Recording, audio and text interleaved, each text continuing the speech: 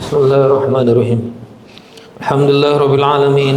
Alhamdulillahilladzi anzala sakinata fi qulubil mu'minin liyazdadu imanan ma'a imanihim. Asyhadu an la ilaha illallah wa asyhadu anna Muhammadan abduhu wa rasuluh la nabiyya ba'dah.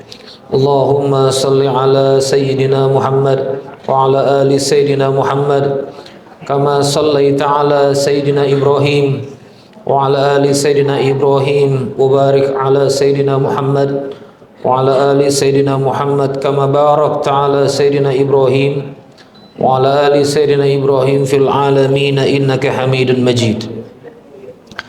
Ya ayyuhalladzina amanu taqullaha haqqa tuqatih wa la tamutunna illa wa antum muslimun. Shadaqallahul adzim.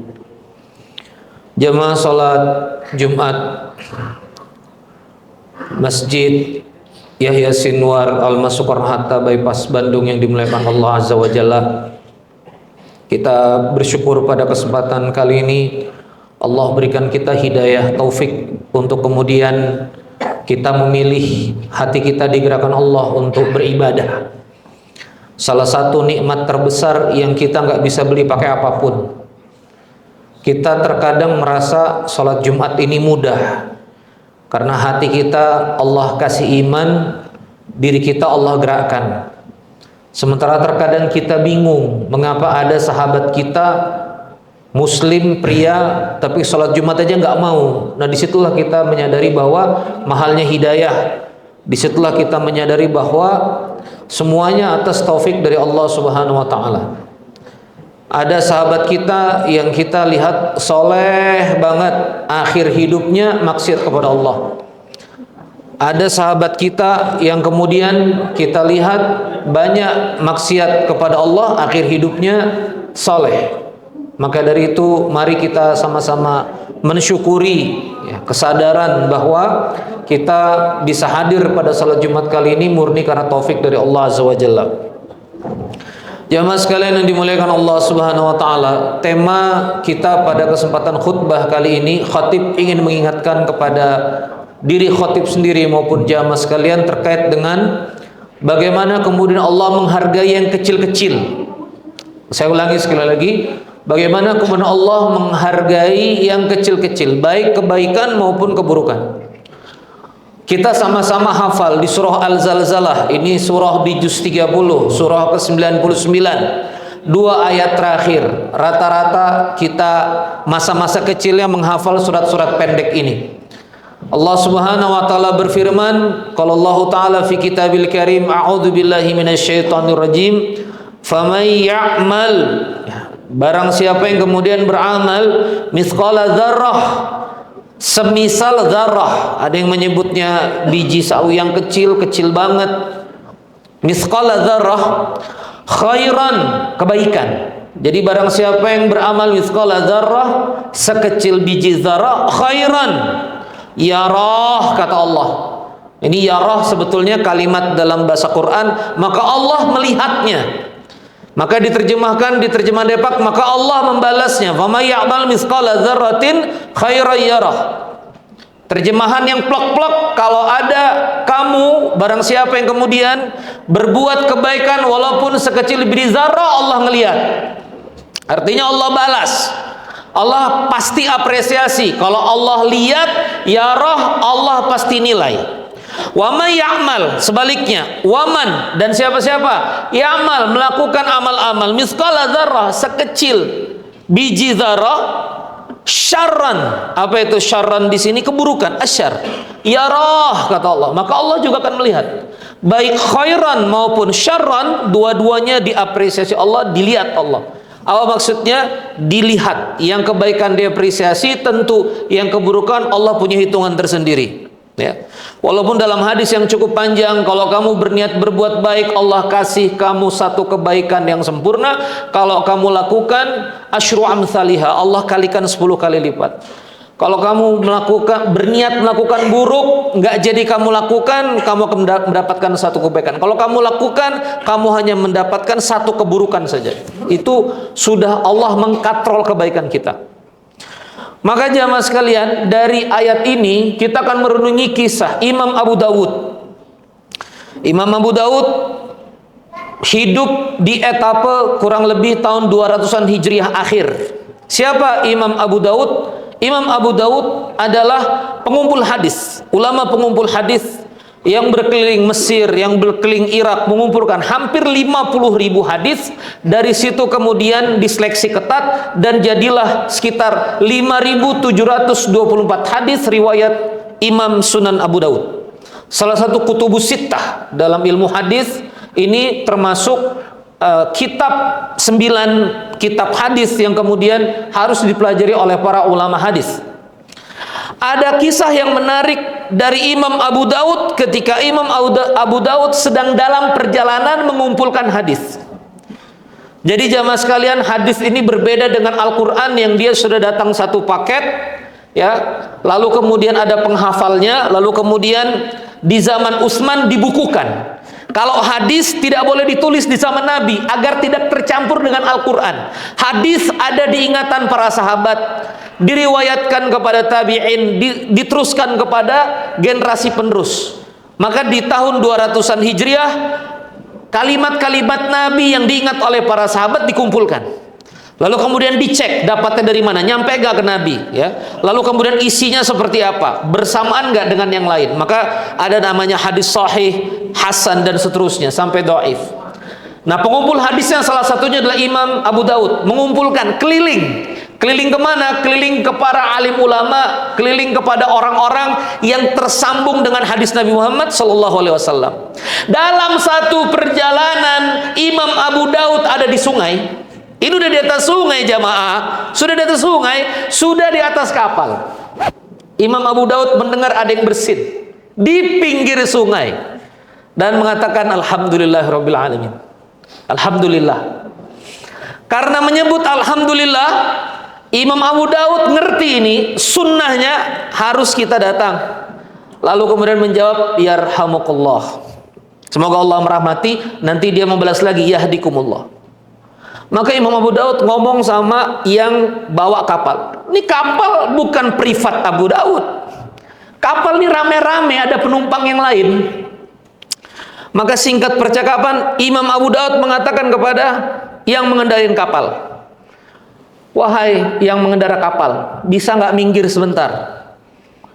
Ini yang nyupir kapal ini kan punya kepentingan cepat.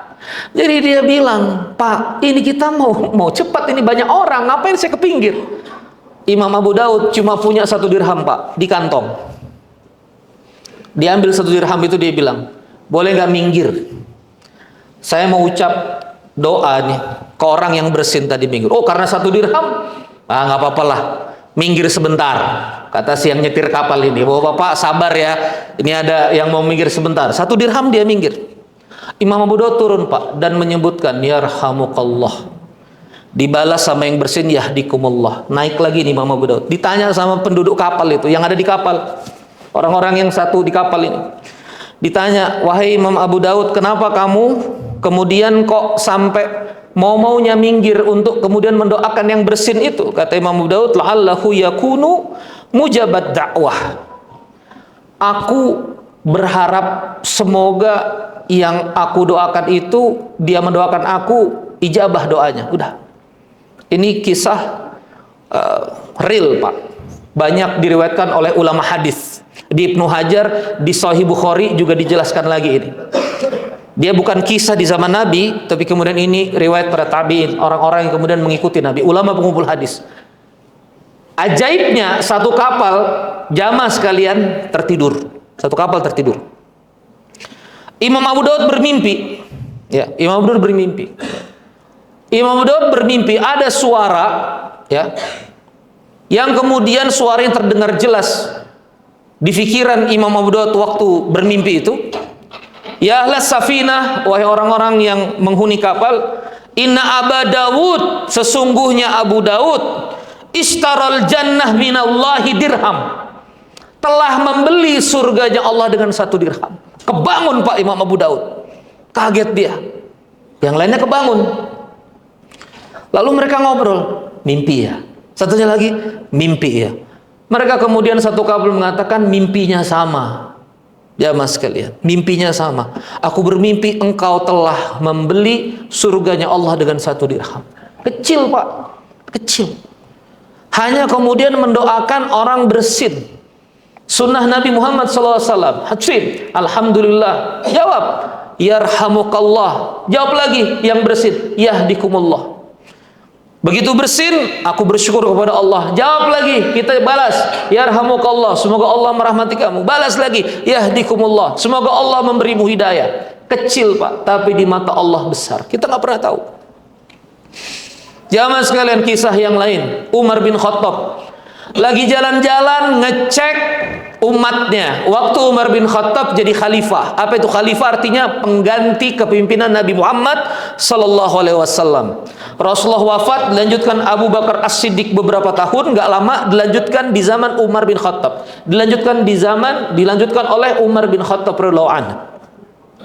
Umar sebagai khalifah, Umar sebagai pemimpin daulah, pemimpin negara, keliling Pak di masyarakat. Tiba-tiba dengar percakapan ibu-ibu penjual susu, jamaah sekalian, yang ngobrol sama anak perempuannya.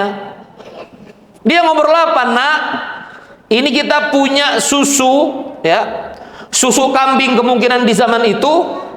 Kita campur saja susu kambing ini dengan air, nggak ketahuan kan? Supaya apa? Volumenya lebih besar. Supaya apa? Stok inventorinya lebih banyak. Supaya apa? Yang awal bisa jual 1 liter, ya kita bisa jual 1,5 liter lah. Campur ini pakai air. Itu nggak boleh. Ini Umar bin Khattab mendengarkan. Lalu kemudian si anak ini kemudian bilang sama ibunya, nggak boleh. Umar bin Khattab khalifah kita melarang mencampur susu ini dengan air. Ini sama saja membohongi pembeli, membohongi pelanggan. Apa kata ibu tuh? Umar bin Khattab nggak lihat. Apa kata anak ini? Mah, kurang lebih begitu ya. Kalau misalnya di dataran Sunda ini, mah, Umar bin Khattab nggak lihat, tapi Allah lihat. Ini Umar dengar, Pak. Besok-besok ini rumah ditandain oleh Umar, dia datang ke anaknya yang bernama Asim bin Umar bin Khattab. Asim, sini kamu kan belum nikah. Aba, ayah ada tahu muslimah salehah, insya Allah penuh iman, rumahnya di sana, nikahin. Nah, ini Pak, ini salah satu makna. Kita orang tua tanggung jawab nyari menantu, ya, nyari jodoh buat anak kita. Jangan kita lepas aja sembarangan. Ya, kita harus lihat nih anak kita nikah sama orang soleh atau enggak. Maka Asim taat sama bapaknya, labbaik sami'na wa ta'na, dia taat sama abahnya, dia nikahi muslimah itu. Dari situ lahirlah seorang anak, dan dari anak itu lahirlah Umar bin Abdul Aziz, pemimpin soleh yang mana dalam kurun waktu sekian tahun kepemimpinannya, satu masyarakat Islam, seluruh wilayah umat Islam sejahtera. Lahir orang soleh Pak, dari apa? Dari seorang wanita, seorang nenek, berarti ya, nenek dari Umar bin Abdul Aziz yang kemudian menjaga dari keharaman. Jamaah sekalian yang dimuliakan Allah Subhanahu wa taala, mengapa khotib sampaikan hal ini pada khutbah kesempatan kali ini? Karena hari ini Pak, kita di titik kebaikan, kita merasa kebaikan itu nggak ada artinya. Saya bergerak, khotib bergerak Pak, di filantropi dakwah ngasih makan. Masjid Baitul Huda Antapani, makan-makan, salah satu jejaring kami. Ada beberapa tempat makan gratis. Ada satu fakir miskin yang habis makan Pak. Wallah, ini kisah nyata. Setelah dia makan, dia tarik itu gerobak sampahnya, karena dia tukang buang sampah. Lalu dia balik lagi bawa 1 garam. Lalu dia omongkan ini kepada panitia masjid, saya habis makan gratis di sini, saya nggak bisa ngasih apa-apa. Bisa nggak saya ngasih 1 bungkus garam? Berapa Pak paling 1 bungkus garam? Kita merasa kebaikan orang. Tadi saya keluar, ada 200 nasi box Almas, yang setahu saya seminggu yang lalu saya sudah bilang sama Abu Ya Group, ini kalau terlalu berat nggak usah dikasih Almas lagi. Jamaah insya Allah sholat Jumat tanpa harus ada nasi kebuli ayam Almas, nggak perlu. Saya sudah omongkan kepada Abu Ya Group. Tadi ada lagi Pak nasinya, kata Abu Ya Group nggak apa-apa. Saya tahu sekarang market lagi terkompresi, Ya, semuanya lagi efisien tapi hadir. Bagi kita mungkin apalah arti satu nasi? Kita nggak pernah tahu, Pak. Bisa jadi satu box itulah yang menyelamatkan mitranya, yang menyelamatkan pemiliknya, menyelamatkan orang-orangnya. Hal kecil. Hal kecil menyebut yarhamukallah, hal kecil bantuin orang. Bapak-bapak di rumah ngelihat ada masakan, istri masak terlalu banyak, gimana kalau kita bagi 2 porsi ke tetangga? Kita beli pizza 8 loyang, ternyata ada 8 slice, ada sisa 4 slice masih bagus nggak tersentuh. Ayo kita panasin lagi, kasih satpam di depan rumah. Hal-hal kecil, Pak. Hari ini kita terlalu lemah untuk kemudian melakukan hal kecil. Ngelihat sendal dirapikan, ngelihat keranan keluar sedikit dirapatkan, ngelihat keset diluruskan. Kita hilang, Pak, begitu-begitu. Kita makan di restoran, kami membudayakan tumpuk tengah. Habis makan di restoran, kalau kita bisa tumpuk tengah, piringnya kita rapikan. Jadi waiters datang, dia tinggal angkat. Minimal kita ringankan. Begitu-begitu nggak ada di pikiran kita, Pak. Padahal faman ya'mal mithqala dzarratin khairan yarah wa man ya'mal mithqala dzarratin khairan yarah. Kamu berbuat kecil nggak kelihatan pun di matamu kebaikan, Allah balas. Bahkan sampai niat, Pak. Para muhibbin, para orang-orang saleh itu sampai niat saja diperhatikan. Niat di dalam hati yang nggak kelihatan, ya Allah. Bersih-bersih mereka. Karena niat pun itu bagian kecil dari amal saleh. Dan begitu juga dengan keburukan. Hari ini jamaah sekalian, ya, karena di sini banyak para pekerja, saya lihat untuk kita dapat yang haram-haram kita mudah sekali kita yang dapat haram-haram itu. Kwitansi yang di markup pembelian kita bisa sikat, ya. Apalagi kalau gerakannya retail, ya, baik retail seperti mart-mart yang ada, restoran, apapun lah, gampang, Pak, gampang. Kita ambil satu stok, paling nanti stok opnam gak ada yang tahu. Ya, kita tilep-tilep apa, paling juga orang gak ada yang tahu. Gimana juga mau kejar, CCTV juga berbatas. Ya, paling nanti bingung, potong gaji sama-sama, tapi kan saya sudah ambil besar. Macam-macam. Kita mudah sekali dengan yang haram-haram, jamaah sekalian. Padahal periwayatan dari cerita ulama tentang Abu Dujana, sahabat Nabi Muhammad SAW, ketika dia setiap subuh selalu pulang cepat, sampai sahabat bilang, wahai Nabi, Abu Dujana nggak pernah ikut zikir, tolong tegur. Kenapa habis subuh ngacir? Dicek sama Nabi, bener habis subuh ngacir. Dipanggil Abu Dujana, kamu kenapa kok sholat langsung pulang? Apakah kamu nggak perlu doaku? Kata Nabi Muhammad SAW. Apa kata Abu Dujana? Wahai Nabi, ceritanya begini, saya itu fakir, miskin, anak-anak saya lapar. Ada pohon Yahudi, kurma pohon Yahudi ini. Kalau pagi-pagi kurmanya rontok.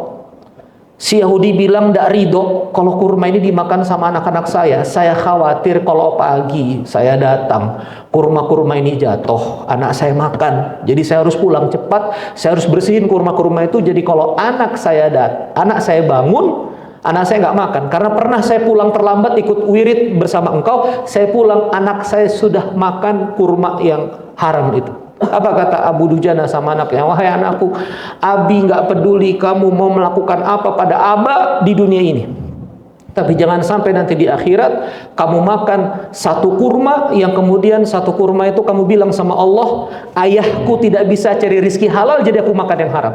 Itu, Pak, dalam periwayatan ulama saleh. Waktu Abu Dujana ngelihat anaknya, kalimatnya kah, muntahkan, kah. Anaknya nggak bisa muntah, Pak. Dicolok tangannya Abu Dujana masuk ke tangan anaknya yang berusia 5 tahunan itu untuk memuntahkan kurma. Dari kisah ini, jamaah sekalian, Nabi Muhammad SAW yang bulan ini lahir, kasihan sama umatnya. Laqad ja'akum rasulun min anfusikum azizun alaihi ma anittum. Nabi itu ngerti penderitaan kita, Pak. Kasihan sama Abu Dujana. Abu Dujana ngomong, panggil si Yahudi itu ke sini. Yahudi itu ditanya, mau nggak kamu aku beli pohon kurmamu dengan batangnya dari emas, rantingnya dari perak. Ini Yahudi tahu nih, Nabi mau janjiin pohon di surga. Kata Nabi, mau enggak? Ini daripada Abu Dujanah repot karena satu pohon kurmamu nih masuk, gimana kalau dibeli aja, tapi dengan pohon di surga. Apa kata Yahudi, Pak? Enggak mau. Wahai Nabi, saya enggak mau dibeli utang. Saya mau belinya cash di dunia. Ini Yahudi nih, Masya Allah, ahlud dunia. Hal ini Pak didengar oleh Abu Bakar As-Siddiq. Lihat Pak, ini hati ini menyala cahaya Nabi Muhammad SAW. Percakapan ini didengar Pak, karena percakapan ini di depannya Abu Bakar As-Siddiq. Abu Bakar bilang apa? Wahai Yahudi, aku punya satu kebun kurma, ratusan pohon. Lihat Pak, lihat ini. Ahlul akhirah. Aku punya satu kebun, ratusan pohon. Aku beli satu pohon. Yahudi ini kegirangan Pak. Langsung saya jual pohon saya ya, dengan ratusan pohon kurma kamu di kebun yang itu disebutkan. Dibeli Pak. Tapi hebat Abu Bakar. Ngomong sama Nabi, ini penawaran yang tadi masih ada enggak? Kata Abu Bakar, penawaran yang tadi masih ada enggak? Satu pohon di surga, boleh enggak saya beli? Dengan satu pohon kurma yang sekarang punya saya, milik Abu Dujanah. Salaman Pak, Abu Bakar sama Nabi. Kata Nabi, aku jual pohon di surga itu kepada kamu Abu Bakar Siddiq. Lihat Pak, iman menyala. Sampai akhirnya singkat kata, si pohon kurma ini langsung terpindah Pak, di depan rumahnya Abu Dujanah. Karena Yahudi ini punya niat buruk juga. Nanti kalau berpanen, aku panen duluan. Supaya Abu Dujanah nggak bisa apa-apa. Ini pohon Pak langsung ada di depan pintunya Abu Dujanah. Kita belajar Pak, menghindar dari rezeki haram akan diberikan yang halal. Ya Ustadz, kenapa hidup saya susah? Haram Pak. Yang haram hanya akan membawa pada pintu keharaman-keharaman lagi. Orang kita ngomong uang setan dimakan setan. Uang haram jadi penyakit. Korupsinya 5 juta, musibahnya 7.500.000. Itu dia. Korupsinya 50 juta, musibahnya 200 juta. Nggak usah sehebat sekarang. Anda bisa lihat di televisi gimana Allah bisa hilangkan satu kehormatan, satu harta, satu rumah, satu nama dalam sekejap. Uang haram nggak bisa dilawan Pak. Maka jamaah, di penghujung khutbah saya kali ini, jaga Pak. Kalau kita lihat teman kita, insya Allah jamaah sekalian di sini saleh, amin. Jamaah di sini saleh, insya Allah. Tapi kalau kita lihat teman kita, mulai dia nyuri-nyuri, mulai dia ambil harta haram, ngomong Pak. Kalau satu lingkungan haram semua, keluar Pak, cari tempat yang benar bekerja. Kita bertahan dengan 3.500.000, kita bertahan dengan lapar, kita bertahan dengan 3.500.000, kita bertahan dengan 1.500.000 sebulan Pak. Insya Allah kita jadi Abu Dujanah, sahabat Nabi Pak. Lapar. Dan sebetulnya kan oke-oke aja sebetulnya, tanda petik. Kalau ada anak makan kurma nggak tahu, kita bisa berkilah, oh dia nggak tahu, dia masih kecil, dia belum mukallaf, dia belum bisa mumayyiz, membedakan buruk dan benar. Kita bisa alasan. Abu Dujanah bisa alasan, aneh wirid, aneh zikir sama Nabi, tapi enggak Pak, muntahkan. Saya pernah makan, semoga Allah mengampuni ayah saya pernah makan Pak, soto Banjar di Balikpapan. Saya ambil satu emping, naik saya ke mobil, lalu kemudian jalan. Di situ saya belajar besar pendidikan dari abah saya. Kecil saya masih Pak, 2 SD, ingat banget pulang sekolah.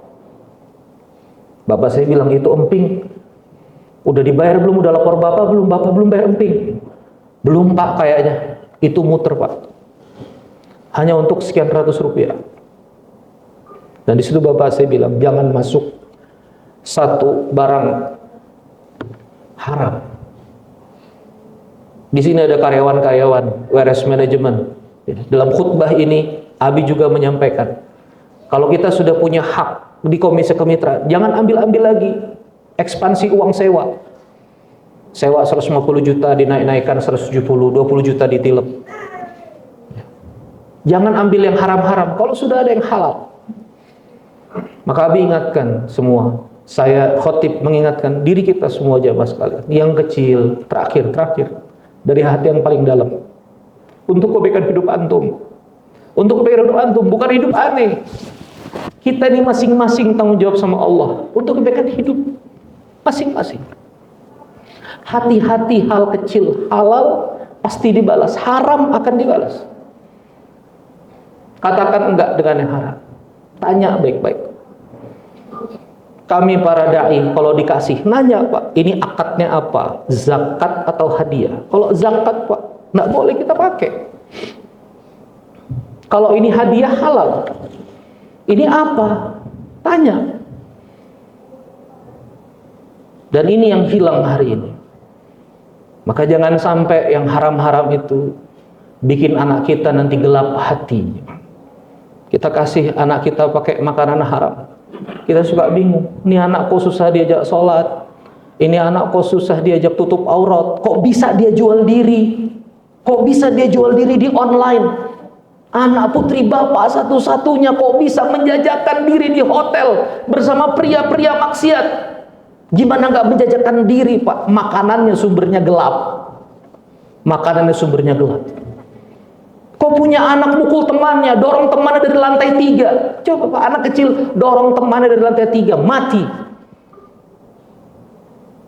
Gimana nggak dorong anak dari lantai 3? Sumber makanannya gelap. Ini yang kemudian hari ini hilang. Kita banyak nggak percaya, kecil-kecil. Fama ya'mal mithqala dzarratin khairan yarah wa may ya'mal mithqala dzarratin syarran yarah. Semoga bermanfaat. Aku qouli hadza astaghfirullah.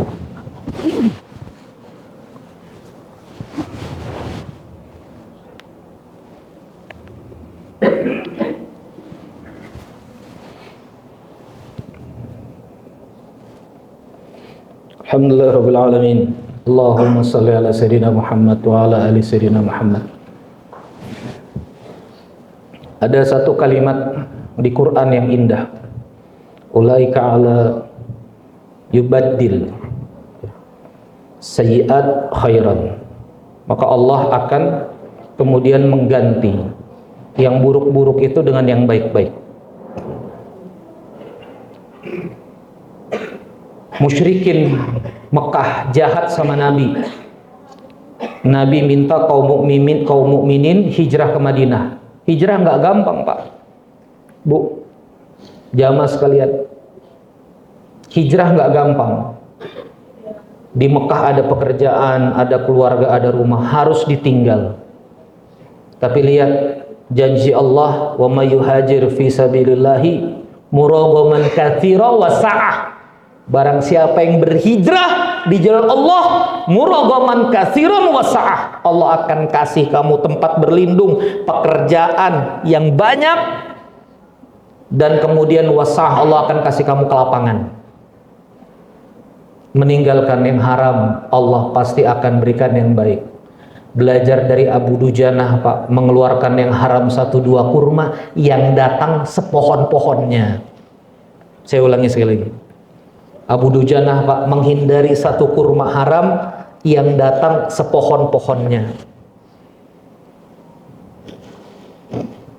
Ada satu sahabat saya berkarir, orang soleh namanya Supri. Orangnya ada, masih hidup. Semoga Allah rahmati beliau. Bagian pengadaan sekarang. Dulu mulai dari supir, dari asisten Pak. Apa kata kawan-kawan, kata bosnya, 100 rupiah pun kembali.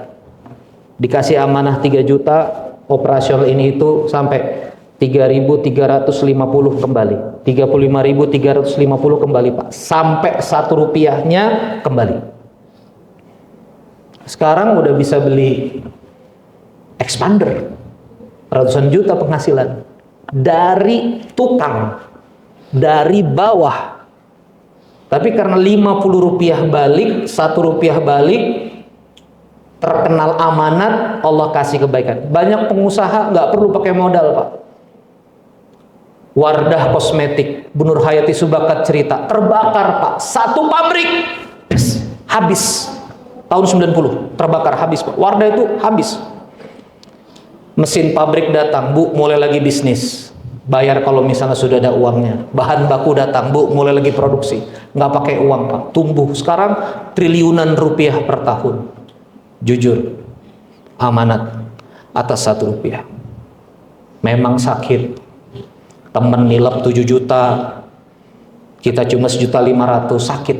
Temen ganti motor uang haram, sakit memang. Dia dapat, kita nggak dapat, sakit, tapi pasti Allah ganti. 1 kurma dengan 1 pohon. Semoga Allah jaga hati kita. Semoga Allah beri kekuatan kita untuk memilih yang baik-baik, untuk memilih yang benar-benar.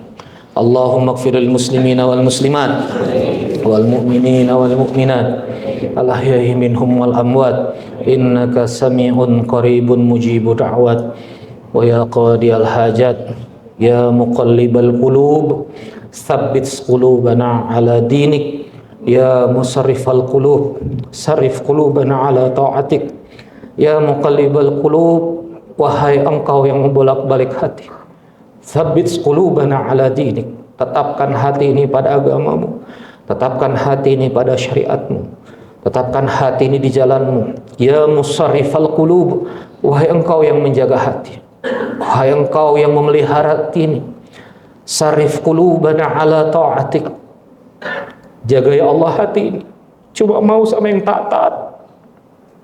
Sarif qulubana ala ta'atik, gerakan hati ini lahir batin ya Allah, untuk mau melaksanakan yang taat-taat, menjauhkan yang haram-haram. Allahumma kfina bihalalika an haramik, ya Allah cukupkanlah aku dengan yang halal dari yang haram. Allahumma kfina bihalalika an haramik, ya Allah cukupkanlah rumah tanggaku dari yang halal-halal daripada yang haram-haram. Allahumma kfina bihalalika an haramik, ya Allah cukupkanlah diri ini, puaskanlah diri ini ya Allah dengan yang halal-halal ketimbang yang haram-haram. Wa aghnina bifadlika amman siwak, dan kasih kami keberlimpahan dari karunia yang Kau punya. Rabbana atina fid dunya hasanah wa fil akhirati hasanah wa qina adzabannar. Rabbana atina fid dunya hasanah wa fil akhirati hasanah wa qina adzabannar. Rabbana atina fid dunya hasanah wa fil akhirati hasanah wa qina adzabannar. Aqimis shalah.